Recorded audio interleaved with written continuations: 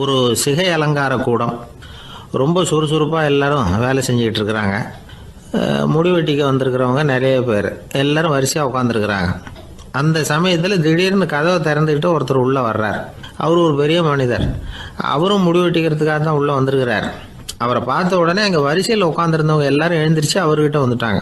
அவரை சுற்றி நின்றுக்கிட்டாங்க. எப்படி இருக்கிறீங்க, நல்லா இருக்கீங்களா அப்படின்னு விசாரிக்க ஆரம்பிச்சிட்டாங்க. எல்லாம் முடிஞ்சதும் வந்தவர் கேட்டார், வரிசையில் கடைசியாக இருக்கிறவர் யார் அப்படின்னு கேட்டார். ஏன்னு கேட்டாங்க. நான் அதுக்கு அடுத்தபடியாக உட்காரணும், அதுக்காக தான் கேட்குறேன் அப்படின்னார். உடனே அங்கே இருந்தவங்கள்லாம் என்ன சொன்னாங்க தெரியுமா? நீங்கள் வரிசையில் காத்திருக்கக்கூடாது, நீங்கள் அரசாங்கத்தின் தலைவர், உங்களுக்கு நேரம் முக்கியம், அதனால் நீங்கள் முன்னாடி போங்க அப்படின்னு சொன்னாங்க. ஆனால் அதை அவர் கேட்கல. தோழர்களே, உங்களுடைய கருத்துக்கு ரொம்ப நன்றி. எல்லாரும் வரிசையாக தான் வரணும், அதுதான் முறை. வரிசையில் வரணுங்கிற நடைமுறையை நானும் பின்பற்ற விரும்புகிறேன். நாம் எல்லாரும் சமமானவர்கள் அப்படின்னார். இப்படி சொல்லிவிட்டு வரிசையில் கடைசியாக இருந்த ஒரு நாற்காலியில் போய் உட்காந்துக்கிட்டார். தன் சட்டை பையில் இருந்த ஒரு செய்தித்தாளை எடுத்தார், படிக்க ஆரம்பிச்சிட்டார். ஆனால் அங்கே இருந்தவங்களால இதை பார்த்துக்கிட்டு சும்மா இருக்க முடியல. ஒருத்தர் எழுந்திரிச்சு வந்தார். ஐயா, இப்போ என்னுடைய முறை வந்திருக்குது, நான் தான் போக வேண்டிய முறை. உங்களை இங்கே காத்திருக்க வைக்கிறத விட ஒரு 5 ஆண்டுகளுக்கு கூட நான் முடி வெட்டிக்காமே இருந்துட முடியும் அப்படின்னார். அவர் மறுபடியும் சொன்னார், ஐயா, நீங்கள் வரிசை முறையை தாண்டி போக விருப்பப்படல, சரி, ஆனால் என்னுடைய முறையை மாற்றி கொடுக்கறதுக்கு எனக்கு முழு உரிமை இருக்குது. இதுக்கு பதிலாக உங்களுடைய கடைசி இடத்த நான் எடுத்துக்கிறேன், இதை நீங்கள் மறுக்க முடியாதுன்னார். அங்கே இருந்த மற்றவங்களும் இதை ஒரு மனசாக வற்புறுத்த ஆரம்பிச்சிட்டாங்க. அந்த பெரிய மனிதர் பார்த்தார், சரின்னு கடைசியாக ஒத்துக்கிட்டார். அவர் யார் தெரியுமா? அவர் தான் மாவீரர் லெனின். ரஷ்யாவில் கிரெம்ளின் சிகை அலங்கார கூடத்தில் தான் இது நடந்தது.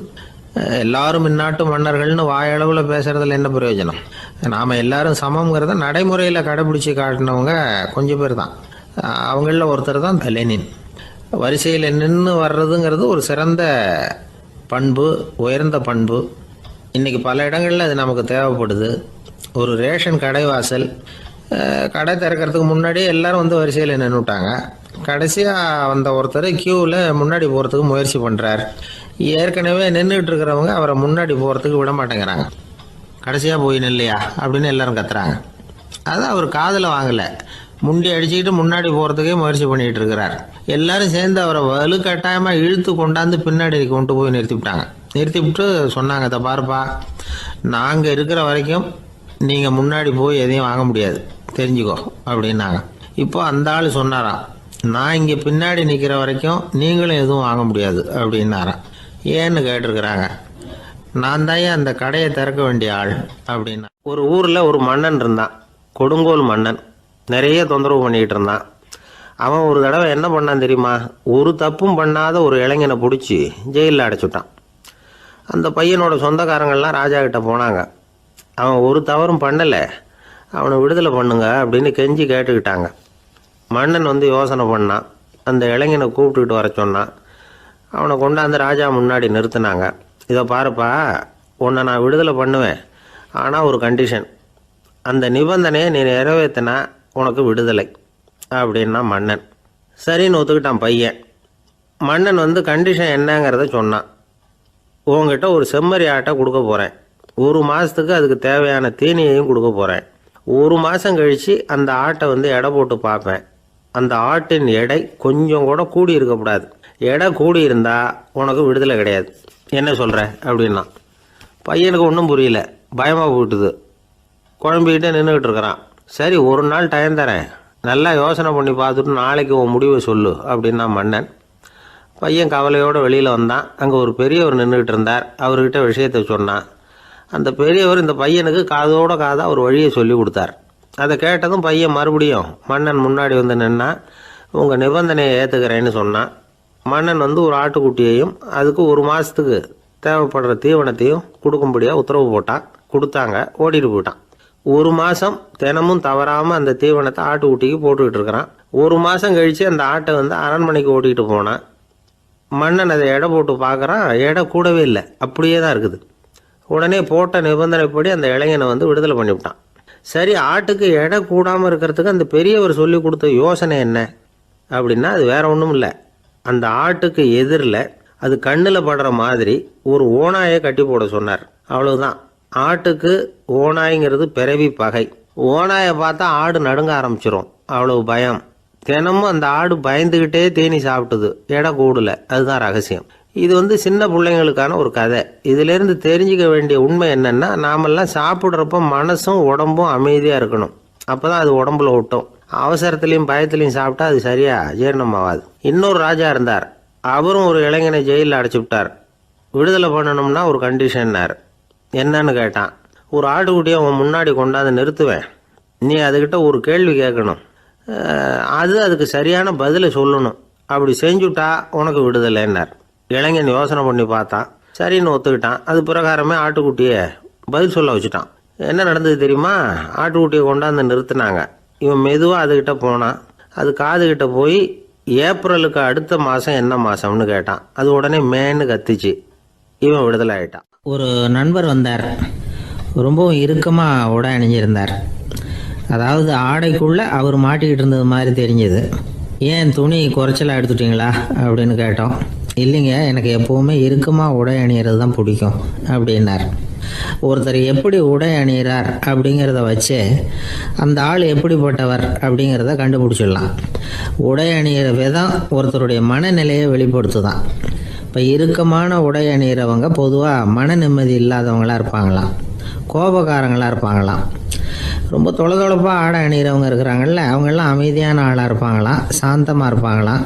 இவங்கெல்லாம் போராடுறதுக்கு சரியாக வரமாட்டாங்களாம்.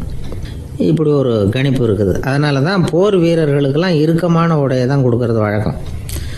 ஆனால் சன்னியாசிகளை பாருங்கள், அவங்களுக்கெல்லாம் ரொம்ப தொலை உடைகள் தான். அவங்கெல்லாம் டைட் பேண்ட் போட்டுக்கிட்டு நிற்க மாட்டாங்க சன்னியாசிகள்லாம். அதே மாதிரி சன்னியாசிகள்லாம் காவி உடைய தேர்ந்தெடுக்கிறதுக்கும் காரணம் உண்டு. பல ஆண்டுகள் சோதனை செஞ்சு பார்த்துட்டு தான் சன்னியாசத்துக்கு காவி தான் சரி அப்படின்னு முடிவு பண்ணியிருக்கிறாங்க. இப்போ பௌதீக விஞ்ஞானப்படியும் அதுதான் சரி. அதாவது சூரிய ஒளியில் 7 வண்ணங்கள் உண்டு.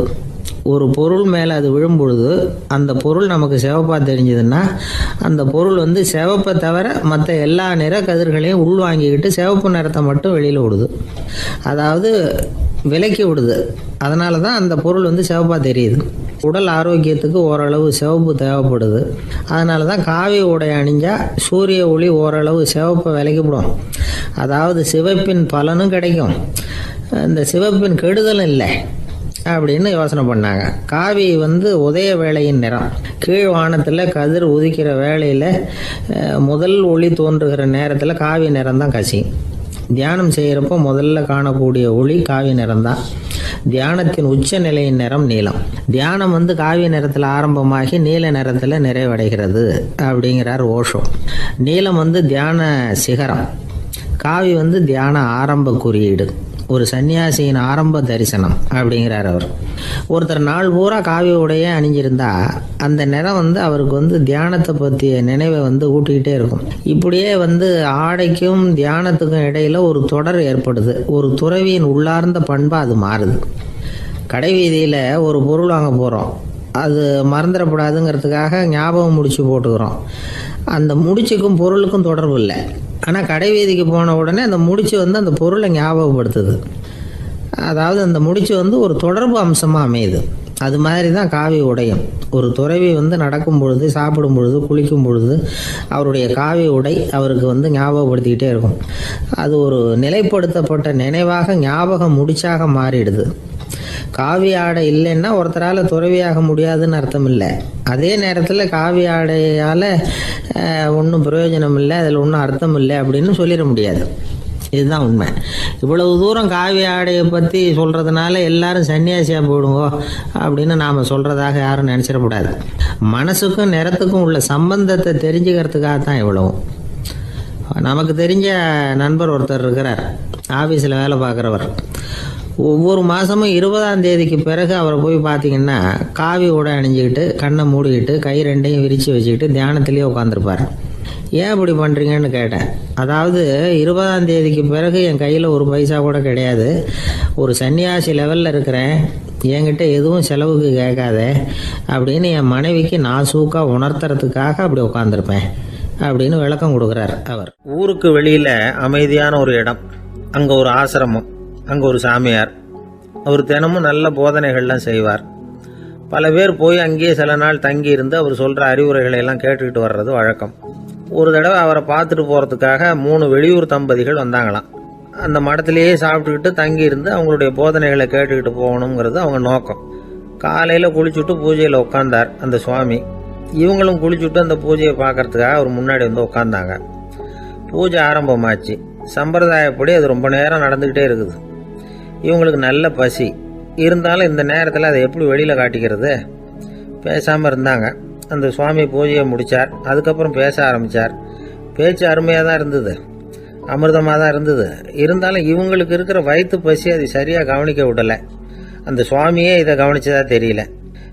இவங்களுக்கு மனசுக்குள்ள ஒரு எண்ணம், உள்ள சாப்பாடு தயாராகிட்டு இருக்கும் போல இருக்கு, இந்த பேச்சு முடிஞ்சது நம்மளை உள்ளே அழைச்சிட்டு போய் சாப்பாடு போடுவாங்கன்னு நினைக்கிறோம் அப்படின்னு இவங்களாம் நினச்சிக்கிட்டாங்க. ஆனால் சுவாமி இதை பற்றி எதுவுமே பேசலை, கண்டுக்கலை.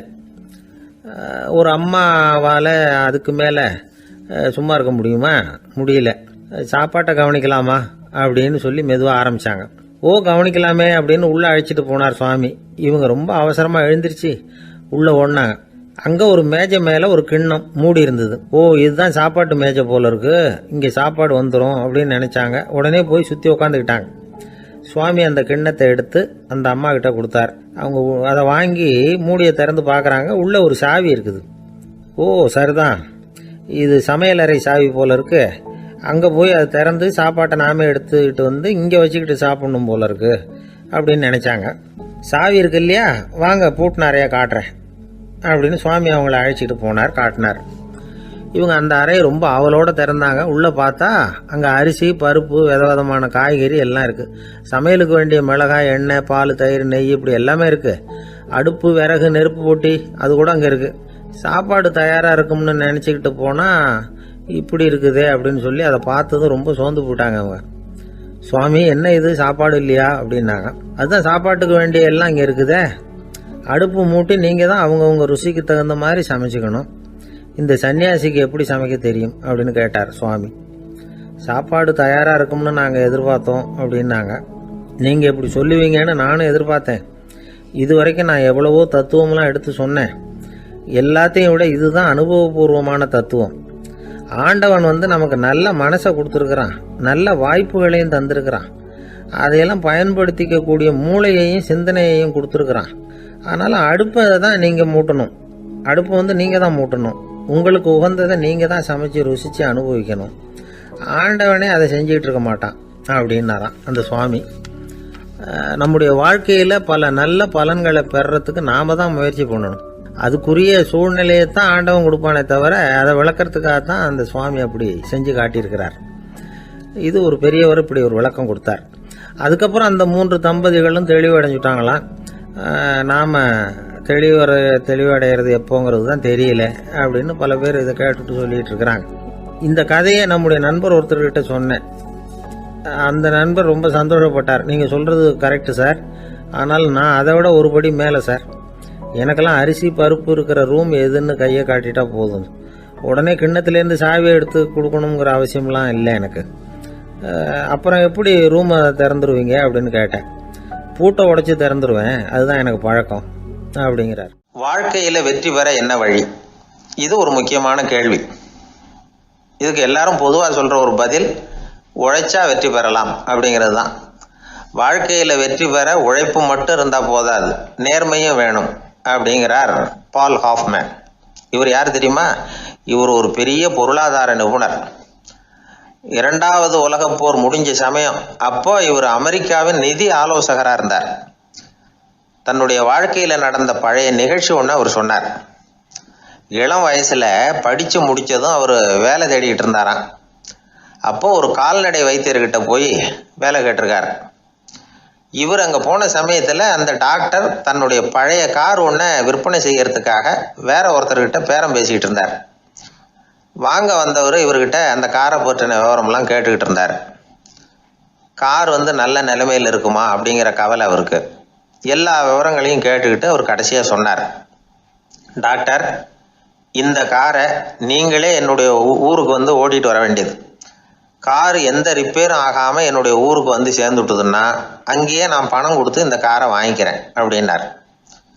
நம்ம கார் அவ்வளோ தூரத்துக்கு வழியில் எந்த கோளாறும் இல்லாமல் போய் சேருமா அப்படிங்கிற சந்தேகம் டாக்டருக்கு. அவர் என்ன செஞ்சார் தெரியுமா? தன்கிட்ட வேலை கேட்டு வந்திருந்த இளைஞர் பால் ஹாஃப்மேனை கூப்பிட்டார். அவர்கிட்ட சொன்னார், இதை பாருப்பா, இந்த காரை நீ அவருடைய ஊர் வரைக்கும் நல்லபடியாக ஓட்டிகிட்டு போய் சேர்த்துட்டீன்னா உனக்கு நான் வேலை கொடுத்து விட்றேன். அது மட்டும் இல்லை, காரு விற்கிற தொகையில் கமிஷனும் கொடுக்குறேன், என்ன சம்மதமா அப்படின்னு கேட்டார். ஹாஃப்மேன் யோசனை பண்ணார். அதுக்கப்புறம் சரின்னு சொல்லி சம்மதிச்சார். கொஞ்ச நேரத்தில் அவரும் கார் வாங்க வந்தவரும் புறப்பட்டாங்க. இவர் ரொம்ப சிரமப்பட்டு வழியில் எங்கேயும் நிறுத்தாமல் காரை ரொம்ப சாமர்த்தியமாக ஓட்டிகிட்டு போய் சேர்த்துட்டார். அவர் இவரை அழைச்சிக்கிட்டு வீட்டுக்குள்ளே போனார். அப்புறம் கேட்டார், இதை பார்ப்பா, இப்போ சொல்லு, இந்த காரோட நிலைமை இப்போ எப்படி இருக்குது? உண்மையிலேயே இது நல்ல நிலைமையில் இருக்குதா? உன்னுடைய மனசாட்சிப்படி பதில் சொல் அப்படின்னார். இவரும் உடனே காரு நல்ல நிலைமையில தான் இருக்குது அப்படின்னு சொல்கிறதுக்கு வாயை திறந்தார். அதுக்குள்ள பார்வை எதிரில் உள்ள சுவர் மேலே பட்டுது. அங்கே இயேசுநாதர் படம் ஒன்று மாட்டியிருந்தாங்க. அதுக்கு அடியில் எழுதியிருந்த வாசகம் என்னன்னா, நீ பேசும் ஒவ்வொரு வார்த்தையையும் இயேசு கவனித்து கொண்டிருக்கிறார் அப்படின்னு இருந்தது. அந்த வரிகளை பார்த்தார். உடனே காரு சரியில்லை அப்படிங்கிற உண்மையை சொல்லிவிட்டார்.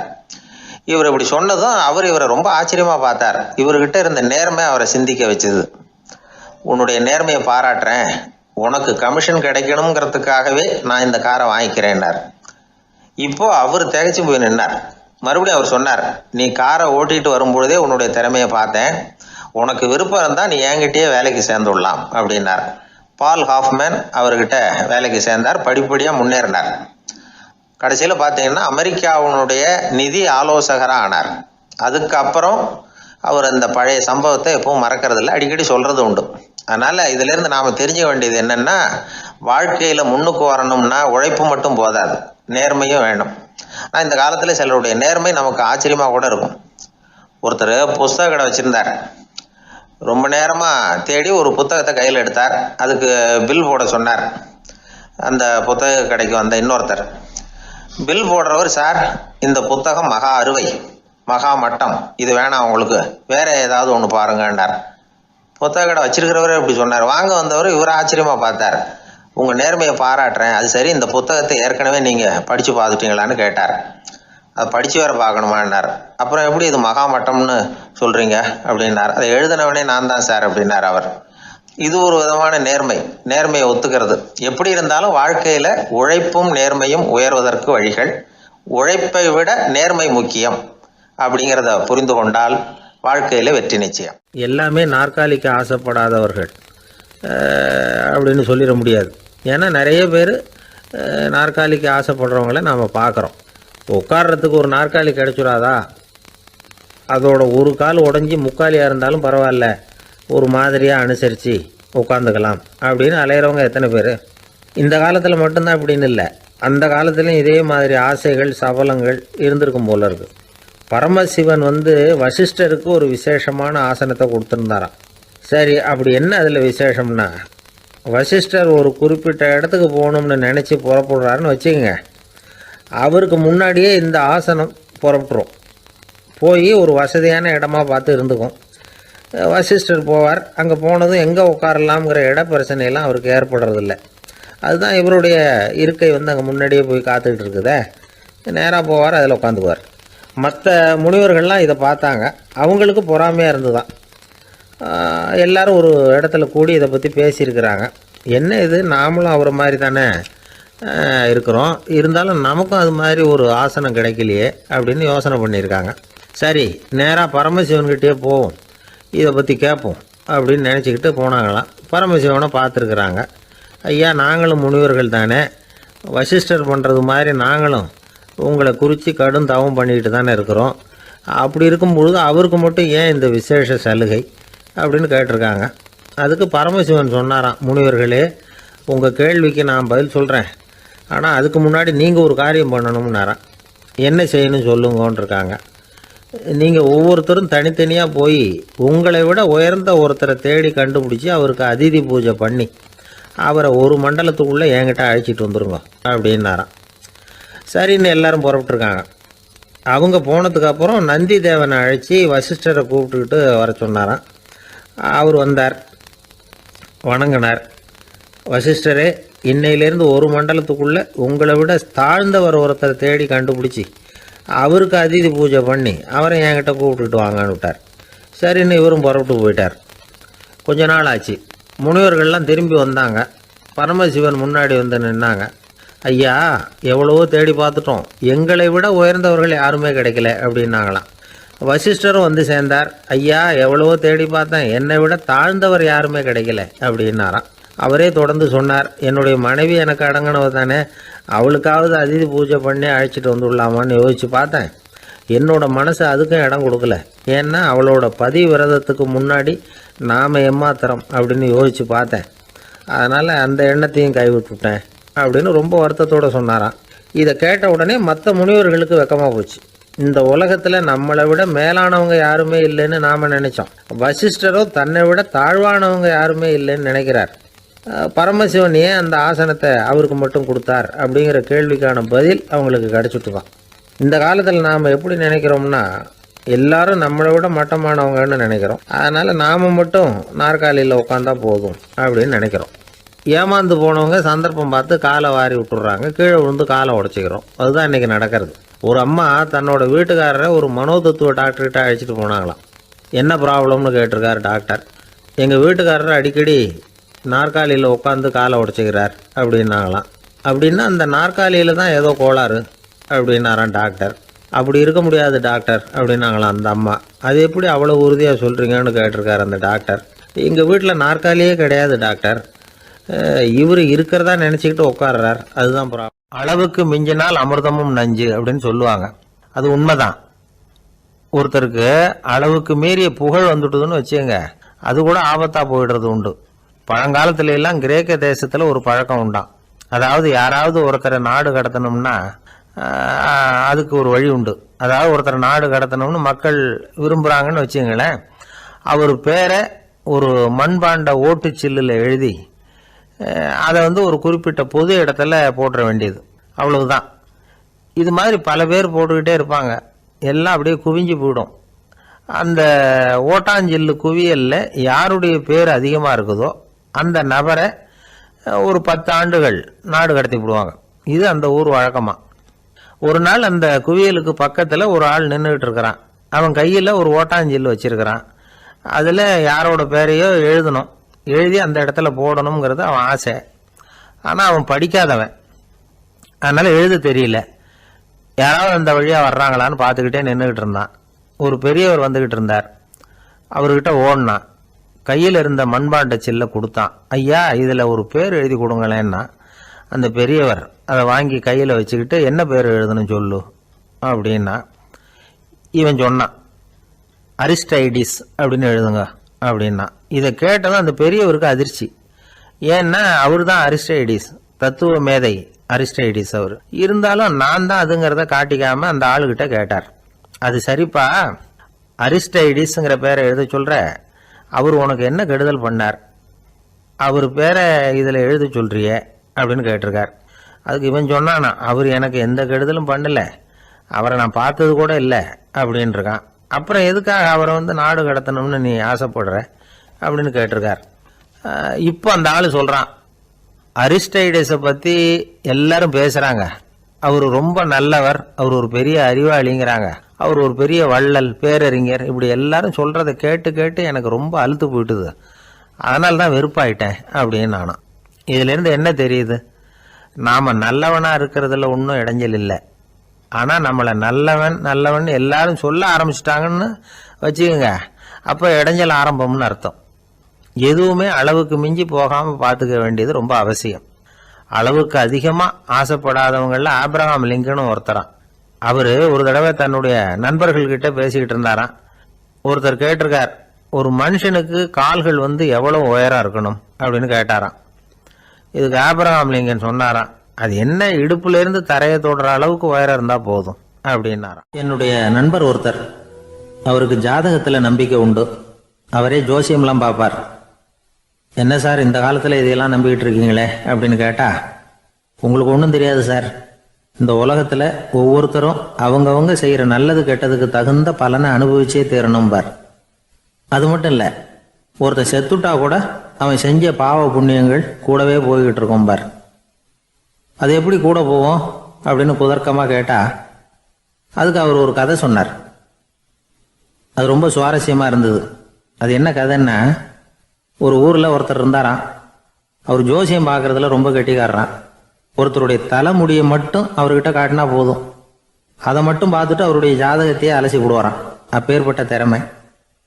அந்த ஆள் ஒரு சமயம் கன்னியாகுமரி கடற்கரைக்கு போயிருந்திருக்கார். அங்கே கரை ஓரமாக ஒரு மண்டை ஓடு கிடந்திருக்கு. அதை எடுத்து பார்த்துருக்கார். அந்த மண்டை ஓட்டை வச்சுக்கிட்டே அதோட ஜாதகத்தை அலசியிருக்கார். இந்த மண்டை ஓட்டுக்கு உரிய ஆசாமி வாழ்க்கையில் ரொம்ப கஷ்டப்பட்டிருக்கணும், நிறைய கஷ்டத்தை அனுபவிச்சிருக்கணும். அது தாங்க முடியாமல் தான் கடலில் விழுந்து தற்கொலை பண்ணிகிட்டு இருக்கான் அப்படிங்கிறத அவர் கணிச்சுட்டார். இருந்தாலும் இந்த மண்டை ஓடு இன்னமும் அனுபவிக்க வேண்டியது பாக்கி இருக்கு அப்படிங்கிறத அவர் உணர்ந்தாராம். அது சரி, ஒருத்தன் உயிரோடு இருக்கிற வரைக்கும் நல்லது கெட்டதை அனுபவிக்க முடியும், செத்ததுக்கு அப்புறமும் பாக்கி இருக்குன்னா அதை எப்படி அனுபவிக்கிறது? இந்த மண்டை ஓட்டுக்கு இன்னும் கொஞ்சம் பாக்கி இருக்குங்கிறது அவருக்கு புரிஞ்சதே தவிர அதோட அர்த்தம் என்னங்கிறது சரியாக விளங்கலை. சரி, இதை இன்னும் கொஞ்சம் விவரமாக ஆராய்ச்சி பண்ணுவோம் அப்படின்னு நினச்சிக்கிட்டு அதை தன்னுடைய வீட்டுக்கு எடுத்துகிட்டு போயிட்டார். அந்த மண்டை ஓட்டை ஒரு பெட்டியில் வச்சு பூட்டினார். தன்னுடைய தனி அறையில் அதை பத்திரமா வச்சுக்கிட்டார். தினமும் ராத்திரி ஆனதும் தன்னுடைய மனைவியை பார்த்து, நீ போய் பூஜை அறையில் தனியாக படுத்துக்க அப்படின்னு சொல்லிவிட்டு தினம் ராத்திரி 12 மணிக்கு பெட்டியை திறந்து அவர் பார்ப்பார். மண்டை ஓடு அப்படியே இருந்ததை தவிர இன்னும் கொஞ்சம் பாக்கி இருக்குங்கிறதுக்கு அர்த்தம் அவருக்கு விளங்கலை. அந்த மண்டை ஓட்டுக்கு இன்னும் என்ன பாக்கி இருக்க போகுது? எப்படியோ ஒரு 10 நாள் போச்சு. அந்த வீட்டம்மாவுக்கு சந்தேகம் வந்துட்டுது. நம்ம வீட்டுக்காரரு நம்மளை தனியாக ஏன் தூங்க சொல்கிறார் அப்படிங்கிற சந்தேகம். உடனே பக்கத்து வீட்டு அம்மா கிட்ட விஷயத்தை சொல்லியிருக்கிறாங்க. அந்த அம்மா உடனே, நீ கவலைப்படாத, நான் கண்டுபிடிச்சி சொல்கிறேன் அப்படின்னு சொல்லிவிட்டாங்களாம். அன்னைக்கு ராத்திரியே ஜன்னல் வழியாக எட்டி பார்த்துருக்குறாங்க. இந்த ஆள் மண்டை ஓட்டை கையில் வச்சுக்கிட்டு அது திருப்பி திருப்பி பார்த்துக்கிட்டு இருக்கிறான். அதை பார்த்துட்டாங்க. மறுநாள் காலையில் அவரோட மனைவியை பார்த்தாங்க. ஏம்மா, உன் வீட்டுக்காரருக்கு நீ முதல் மனைவியா 2வது மனைவியா அப்படின்னு கேட்டாங்களாம். எனக்கு தெரிஞ்ச வரைக்கும் நான் ஒருத்தி தான் அவருடைய மனைவி அப்படின்னாங்களாம் அவங்க. அப்படி இல்லை, நீ அவருக்கு 2வது மனைவி. முதல் மனைவியின் மண்டை ஓட்டை தான் அவர் தினமும் ராத்திரியில் எடுத்து பார்த்துக்கிட்டு இருக்கிறார் அப்படின்னாங்க அடுத்த வீட்டு அம்மா. அப்படியா விஷயம் அப்படின்னு சொல்லிவிட்டு கணவன் வீட்டில் இல்லாத நேரமாக பார்த்து அந்த மண்டை ஓட்டை எடுத்து கொண்டாந்து ஒரு உரலில் போட்டு உலக்கையால் குத்தி நொறுக்க ஆரம்பிச்சிட்டாங்க. வெளியில் போயிருந்த அந்த ஆள் அப்போ தான் உள்ளே நுழைஞ்சார். மண்டை ஓடு உலக்கை கிட்ட குத்து வாங்கிக்கிட்டு இருக்கு. அது அனுபவிக்க வேண்டியது இன்னும் கொஞ்சம் பாக்கி இருக்குங்கிறதுக்கு அர்த்தம் எனக்கு இப்போ தான் புரிஞ்சுது அப்படின்னாராம் அவர். இந்த கதையிலேருந்து நாம் இன்னொரு நீதியையும் புரிஞ்சுக்கணும்.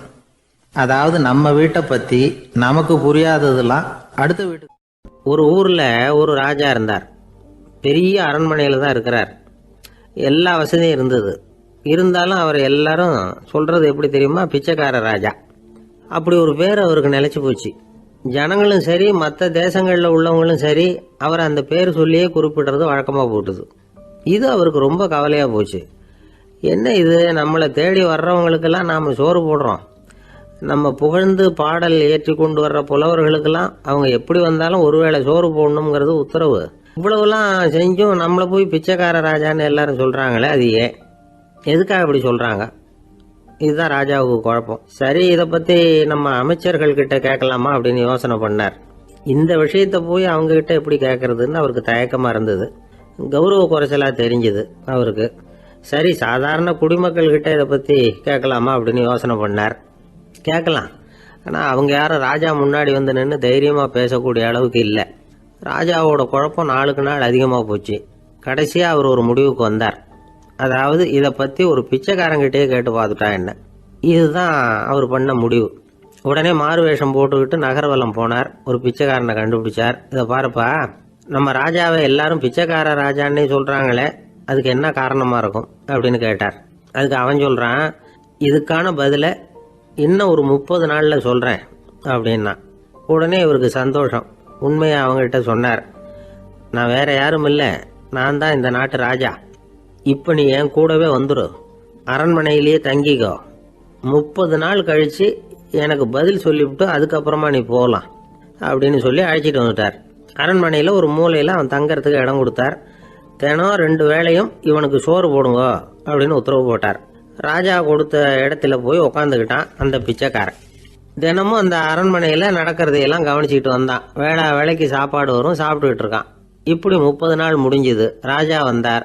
என்ன, என்னோட கேள்விக்கு பதில் என்னன்னு கண்டுபிடிச்சிட்டியான்னார். கண்டுபிடிச்சிட்டேன்னா. என்ன எல்லாரும் பிச்சைக்கார ராஜான்னு சொல்கிறாங்களே, அது நியாயமாக படுதா உனக்குன்னு கேட்டார். நியாயமாக தான் படுது, சந்தேகம் இல்லாமல் நீங்கள் பிச்சைக்கார ராஜா தான். என்னதான் நீங்கள் வசதியோடவும் படைபலத்தோடவும் இருந்தால் கூட நீங்கள் எங்கள் வர்க்கத்தை சேர்ந்த ஆசாமி தான் அப்படின்னு அடித்து சொல்லிவிட்டான் அந்த ஆள். எதனால் அப்படி சொல்கிறேன்னு கேட்டார் இவர். அரசே, ஒரு உண்மையை கண்டுபிடிச்சி சொல்கிறதா நான் உங்ககிட்ட சொன்னேன். நீங்கள் ராஜ பரம்பரைன்னா உடனே உங்கள் கழுத்தில் கிடக்கிற முத்து மாலையை கழட்டி பரிசாக கொடுத்துருப்பீங்க, பொண்ணையும் மணியையும் கொடுத்துருப்பீங்க.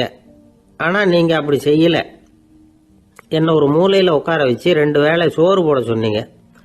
உங்களை தேடி யார் வந்தாலும், யார் பாராட்டி பேசினாலும் அல்லது பிரச்சனைகளை சொன்னாலும் நீங்கள் செய்கிற ஒரே காரியம் சோறு போடுறது தான். பிச்சைக்காரனுக்கு சோறு மட்டும்தான் உலகம். உங்கள் விஷயத்திலையும் நீங்கள் அப்படி தான் நினைக்கிறதாக தெரியுது. நல்லா கவனிங்க. எந்த ஒரு பிரச்சனைக்கும் சோறு தான் முடிவுன்னு நினைக்கிறீங்க பாருங்க. நீங்கள் சந்தேகமில்லாத எங்களை சேர்ந்த ஆளு தான் அப்படின்னு விட்டான் அந்த பிச்சைக்காரன். அதுக்கப்புறம் தான் அந்த ராஜா தன்னுடைய தவறுகளை எல்லாம் தேர்த்திக்கிட்டாராம். பசின்னு வர்றவங்களுக்கு சோறு தான் போடணும், அது தப்பு இல்லை. பாராட்ட வர்றவங்களுக்கெல்லாம் சோத்தையே போட்டு அனுப்புனா இப்படி தான் பேர் வரும். எனக்கு தெரிஞ்ச ஒருத்தர் தினமும் யாராவது ஒருத்தரை தன் வீட்டுக்கு அழைச்சிட்டு போவார், சாப்பாடு போட்டு அனுப்புவார். முன்னறிவிப்பு இல்லாமல் திடீர்னு ஒரு விருந்தாளியோட வீட்டில் போய் இவர் நிற்கிறது வழக்கம். அந்த அம்மாவும் இவருக்காக தயார் பண்ணி வச்சிருந்ததை இவர் அழைச்சிட்டு வந்திருக்கிற விருந்தாளிக்கு போட்டுருவாங்க. விருந்தாளி சாப்பிட்டுட்டு போனதுக்கப்புறம் இவர் மனைவி கிட்ட உனக்கு சிரமம் வேணாம் அப்படின்னு சொல்லிவிட்டு பக்கத்தில் உள்ள ஒரு ஹோட்டலுக்கு போய் காசு கொடுத்து சாப்பிட்டுட்டு வந்துடுவார். பல நாள் இப்படி நடக்கும். ஒரு நாள் அவரை தனியாக கூப்பிட்டுக்கிட்டு போய் ஏன் இப்படி பண்ணுறீங்கன்னு கேட்டோம்.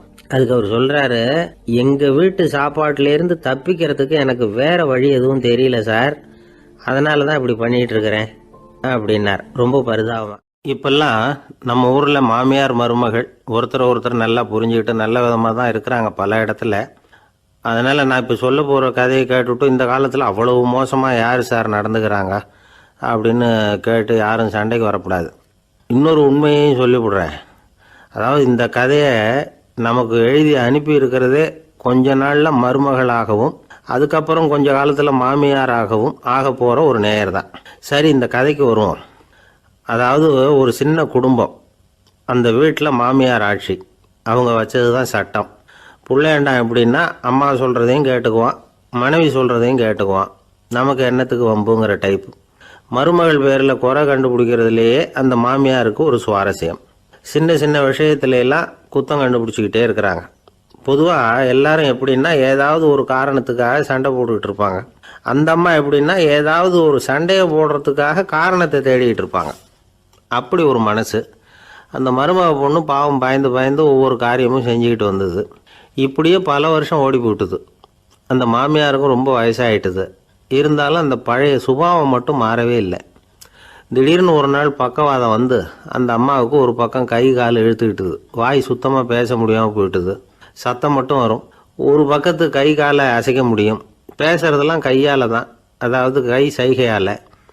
இப்படிப்பட்ட நிலைமையில் கூட அந்த பொண்ணு தண்ணியோ பாலோ இவங்க எதிரில் கொண்டாந்து வச்சா அதை வேணும்னே தட்டி விட்டுட்டு ஒம்பு வளர்க்குறது. அதுக்கப்புறம் அந்த பொண்ணு தரையை சுத்தப்படுத்தும்ல, அதை பார்த்து ரசிக்கிறது. இருந்தாலும் அந்த பொண்ணு இதையெல்லாம் பெருசுப்படுத்தாமல் ரொம்ப பொறுமையாக தான் இருந்தது. ஒரு நாள் வீட்டில் வச்சுருந்த பாலை பூனை குடிச்சிட்டு போட்டுது. வயசான காலத்தில் இந்த அம்மா பால் இல்லாமல் கஷ்டப்படுவாங்களே அப்படின்னு நினச்சி பக்கத்து வீட்டில் போய் கொஞ்சம் பால் வாங்கிட்டு காய்ச்சி மாமியார் முன்னாடி கொண்டாந்து வச்சுது அந்த பொண்ணு. வழக்கம் போல் அந்த அம்மா பாலை தட்டி விட்டுட்டாங்க. இதை அந்த மருமக பொண்ணு கவனிச்சுட்டுது. இவ்வளவு நாள் பொறுமையாக இருந்த இந்த மருமகளுக்கு இன்னைக்கு இதை பார்த்து தான் அசாத்திய கோபம் வந்துட்டுது. கதவுக்கு பக்கத்தில் சாத்தி வச்சிருந்த உலக்கையை எடுத்து மாமியார் தலையில் போட, அது குறி தவறி கழுத்தில் பட, அந்த அம்மா கழுத்தை பிடிச்சிக்கிட்டு ஊன்னு கத்த, இந்த பொண்ணு ஒன்றும் அலட்டிக்காமல் உலக்கையை எடுத்து மறுபடியும் கதவு பக்கம் சாத்தி வச்சுட்டு அது பாட்டுக்கு நடந்து போயிட்டுது. இருந்தாலும் மனசுக்குள்ளே லேசாக ஒரு பயம். கணவன் வீட்டுக்கு வந்ததும் என்ன விஷயம்னு கேட்டால் எப்படி சமாளிக்கிறது. அன்னைக்குன்னு பார்த்து ரொம்ப நேரம் கழித்து வீடு வந்து சேர்ந்தான் கணவன். உடனே அந்த அம்மா புகார் பண்ண ஆரம்பிச்சுட்டுது. பேச்சு தான் வராத. அதனால் ஒரு பக்கத்து கையால் சைகை காட்டுது. கதவுக்கு பக்கத்தில் இருந்த உலக்க பக்கமாக கையை நீட்டி காட்டி அப்படியே அந்த கையை தன் கழுத்துக்கு பின்பக்கமாக சுற்றி காட்டி நாக்கை வெளியில் நீட்டி நடந்த விஷயத்தை புரிய வைக்கிறதுக்கு முயற்சி பண்ணுது.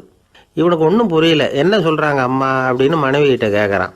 அதுக்கு அந்த பொண்ணு ரொம்ப புத்திசாலித்தனமா, என்னங்க உங்கள் அம்மா சொல்கிறது உங்களுக்கு இன்னும் புரியலையா?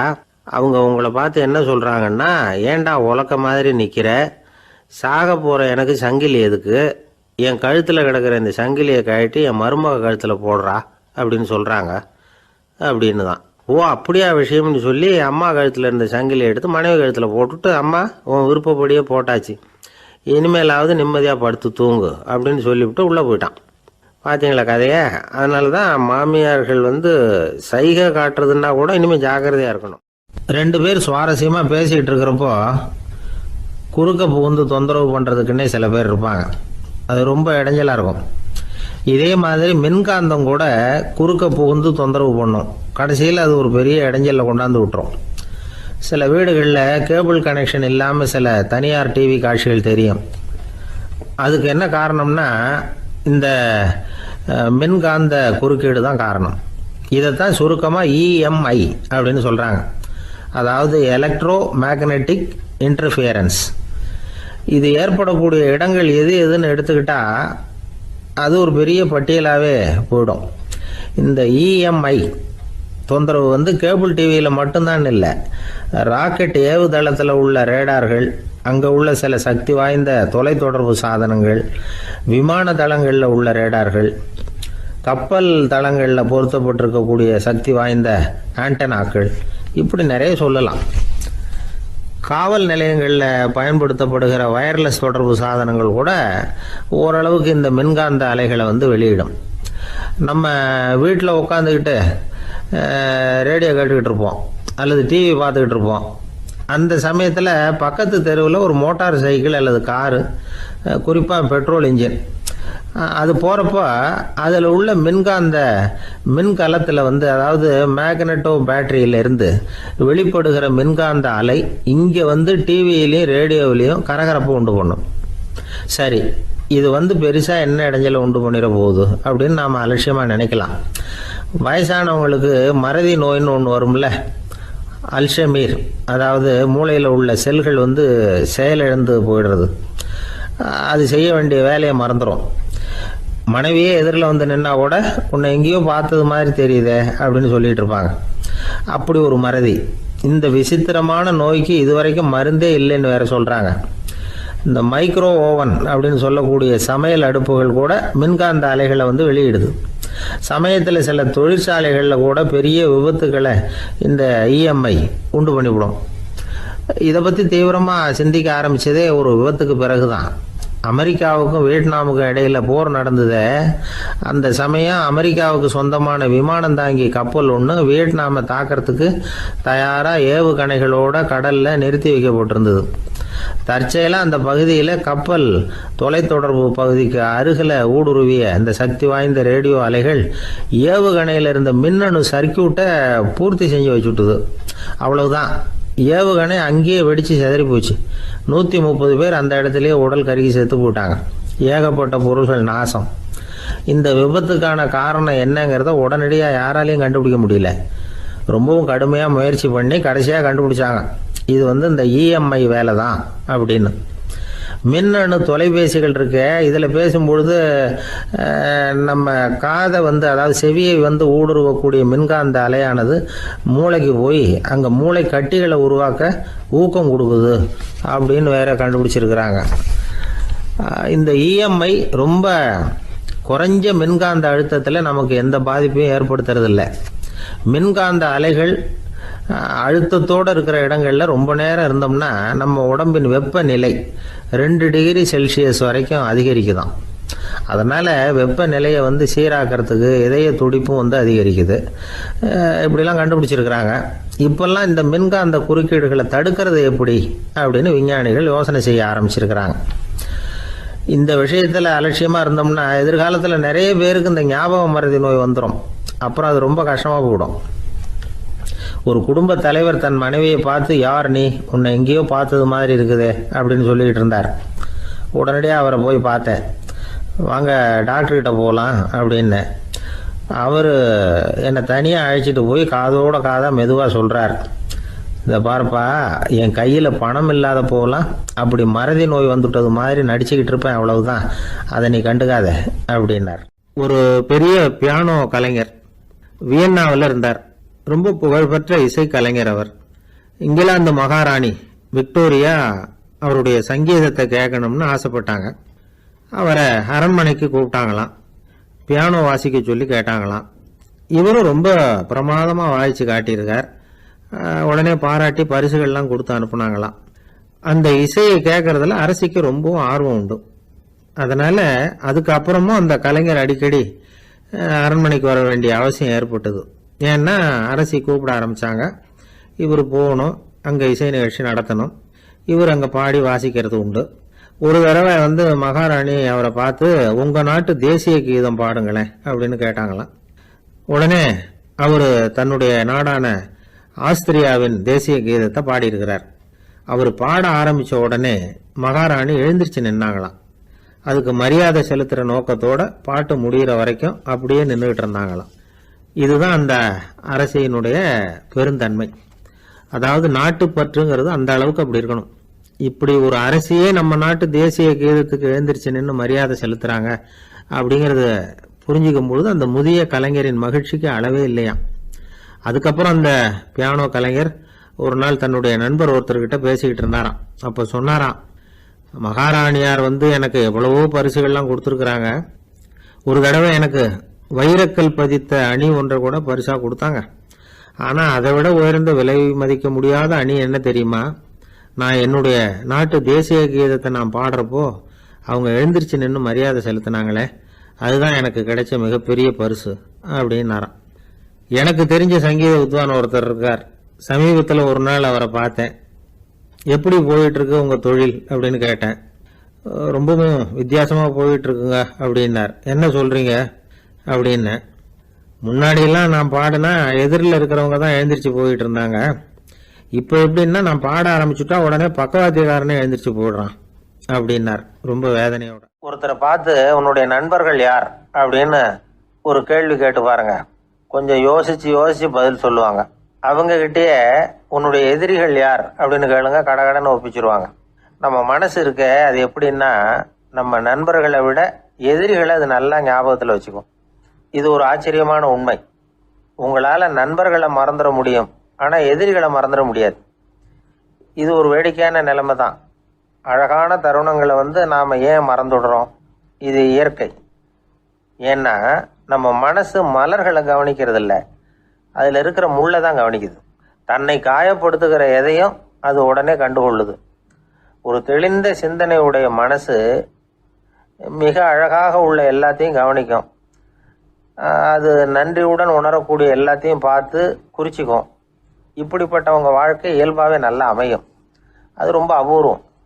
மனசில் உள்ள ஒரு சிறிய அமைப்பை மாற்றுவதை பொறுத்து தான் இந்த விஷயம் அப்படிங்கிறார் ஓஷோ. ஒரு யூத கோவில் இருந்து தான், அது யூதர்களின் மடமாகவும் இருந்தது. அங்கே ஒரு தலைமை குரு, அவர் ரொம்ப கண்டிப்பானவர். அந்த கோவிலை ஒட்டி ஒரு தோட்டம். ஒரு நாள் காலையில் அந்த தோட்டத்தில் 2 இளம் யூதர்கள் நடந்து போய்கிட்டு இருக்கிறாங்க. காலையில் 1 மணி நேரம், மாலையில் 1 மணி நேரம் அவங்க அந்த தோட்டத்தில் நடக்கிறதுக்கு அனுமதி உண்டு. மற்ற நேரங்களில் அவங்க மத புத்தகங்களை படிக்கணும், பிற விதிமுறைகளை கடைபிடிக்கணும்.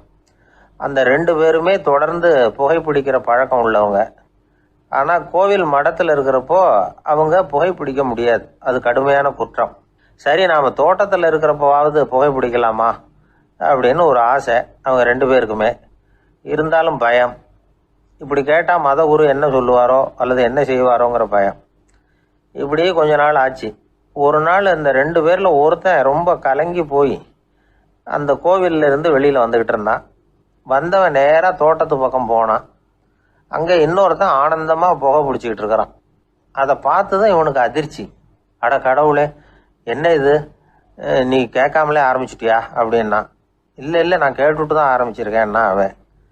அப்படியா, என்ன மனுஷன் இவர், நானும் தான் கேட்டேன், என்னை கண்ணாமுன்னான்னு திட்டி விட்டார். இது என்ன கோவிலா இல்லை நரகமா? உனக்கு புகை பிடிக்கணும்னு ஆசையாக இருந்தால் நரகத்துக்கு போகணும்னு சொல்லிவிட்டார். அது சரி, உன்னை மட்டும் எப்படி அனுமதிச்சார் அப்படின்னு கேட்டான் இவன். அவன் சிரிச்சுக்கிட்டே, நீ எப்படி கேட்ட சொல்லு அப்படின்னா, நாம் இந்த தோட்டத்துக்கு வர அனுமதிக்கப்பட்டிருக்கிறதே ஜபத்துக்காகத்தானே, அதனால் நான் ஜபம் சொல்லும் பொழுது புகை பிடிக்கலாமா அப்படின்னு கேட்டேன். அதுக்கு தான் அவர் சத்தம் போட்டு என்னை அடிக்கவே வந்துட்டார் அப்படின்னா இவன். நீ ஒரு மாதிரியாக கேட்டிருக்க, நான் வேற மாதிரியாக கேட்டிருக்கிறேன். ஜெபம் சொல்லும்போது புகை பிடிக்கலாமான்னு நீ கேட்டிருக்க. ஐயா, புகை பிடிக்கும் பொழுது ஜெபிக்கலாமா அப்படின்னு நான் கேட்டேன். அதில் தப்பு ஒன்றும் இல்லை அப்படின்னு பதில் சொல்லிட்டார் அப்படின்னா. ஒரு சிறிய மாற்றம்தான் அது மிகப்பெரிய மாறுதலை ஏற்படுத்தி விட்டது. மனசு நல்ல விதமாக சிந்திக்க ஆரம்பிச்சுட்டுதுன்னா மகிழ்ச்சிக்கு பஞ்சம் இல்லை. ஒரு கஞ்சன் ஆற்றுல விழுந்துட்டான், வெள்ளத்தில் தத்தளிச்சுக்கிட்டு இருக்கிறான். கரையில் நின்ன ஒருத்தர், உன் கையை கொண்டா இப்படி பிடிச்சி இழுத்து கரையில் சேர்த்து விடுறேன்னார். எதையும் கொடுத்து பழக்கம் இல்லாத அவன் கையையும் கொடுக்க மாட்டேன்னுட்டான்.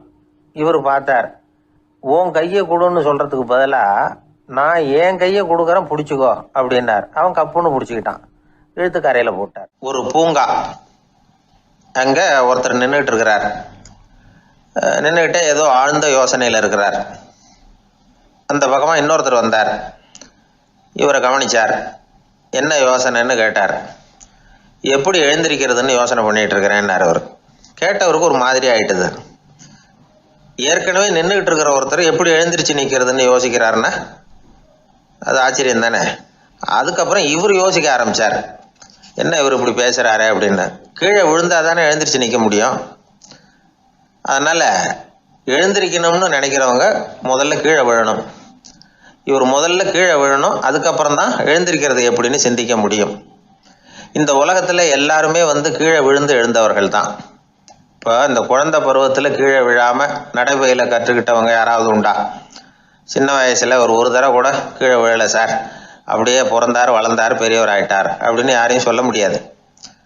அதனால் மனுஷங்கிறவன் விழுந்து புரண்டு எழுந்து தான் நடக்க கற்றுக்கிறான். ஒரு உண்மையை நாம் எல்லாரும் புரிஞ்சுக்கணும். இந்த உலகத்தில் தவறு செய்யாத மனிதர்களே யாரும் கிடையாது. அப்படி இருக்கிறப்போ எப்போதாவது நாம் தவறு பண்ணிவிட்டோம்னா அதுக்காக மனசு உடஞ்சி போயிடக்கூடாது, வாழ்க்கையில் வெறுப்பு வந்துடக்கூடாது. ஒரு தவறு நடந்துட்டுதா அதுக்காக மனசு உடஞ்சி போடாதீங்க, அதை ஒரு பாடமாக எடுத்துக்கங்க. அதே தவறு மறுபடியும் நடக்காமல் வேணும்னா பார்த்துக்கலாம், அது போதும். தடைக்கல்ல படிக்கெல்லாம் மாற்றிக்கணும், இதுதான் இதில் முக்கியம்.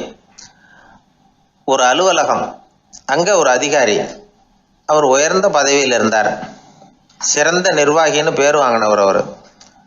அவர் தனக்கு கீழே வேலை செய்கிறவங்க கிட்டெல்லாம் சொல்லுவாராம், இந்த நிறுவனத்தில் நீங்கள் எத்தனை தடவை வேணும்னாலும் தவறுகள் செய்யலாம், ஆனால் ஒரே விஷயம் என்னென்னா ஒரே தவறை மறுபடியும் செய்யக்கூடாது, அது முக்கியம் அப்படின்பாராம். இதை மேம்போக்காக பார்த்தா அவர் ஏதோ தன்னுடைய ஊழியர்களை தவறு செய்ய தூண்டுறது மாதிரி தெரியும். ஆனால் உண்மை அப்படி இல்லை. இன்னைக்கு என்ன நடக்குது தெரியுமா? அநேகமாக எல்லா மனிதர்களுமே ஒரே தவறை தான் மறுபடியும் செய்கிறாங்க. விளையாட்டு வீரர்கள் ஒரே மாதிரியான தவறுகளை திரும்ப திரும்ப செய்கிறது உண்டு.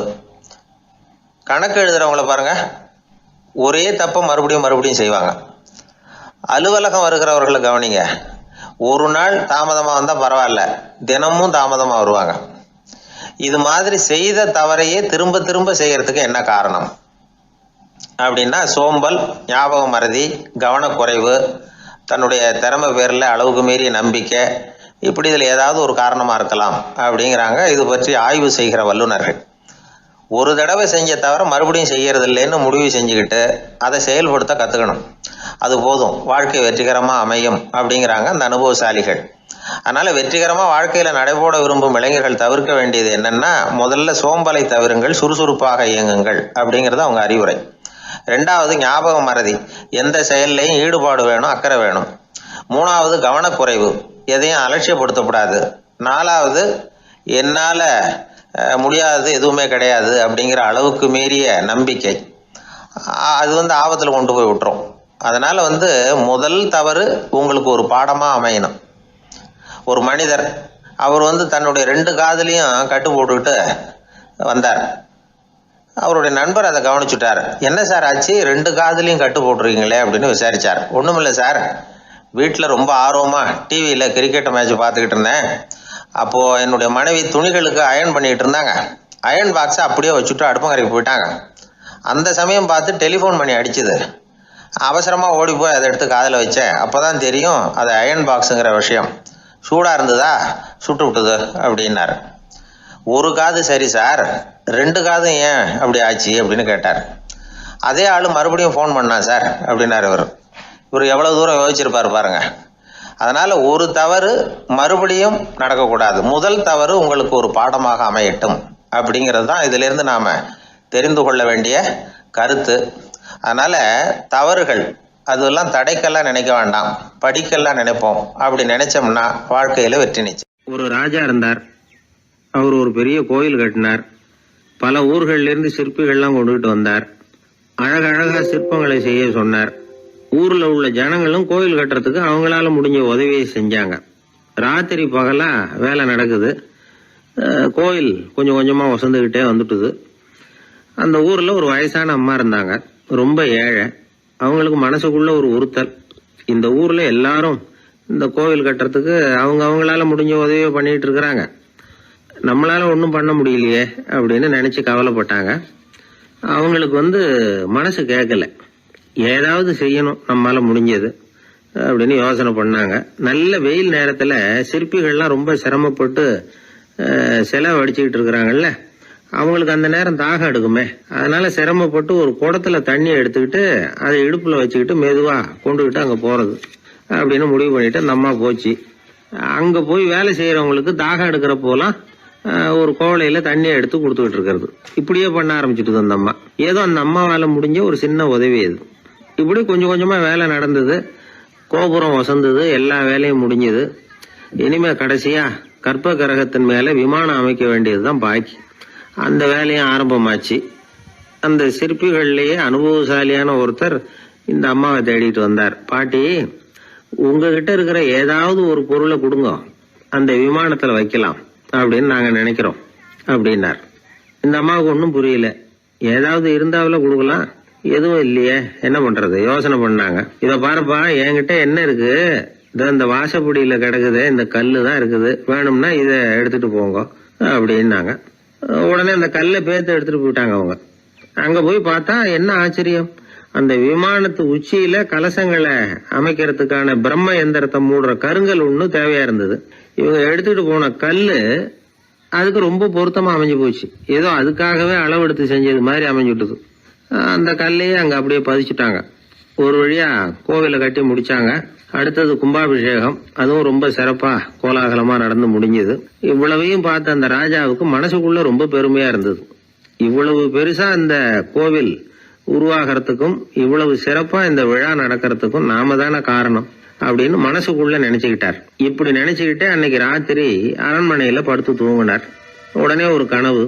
ஆண்டவனே அந்த ராஜாவோட கனவுல வந்தார். ராஜா ஆண்டவனை வணங்கினார். இறைவா, உங்களுக்காக நான் கட்டி இருக்கிற கோவில் எப்படி இருக்குது, நல்லா இருக்குதா அப்படின்னு கேட்டார் ராஜா.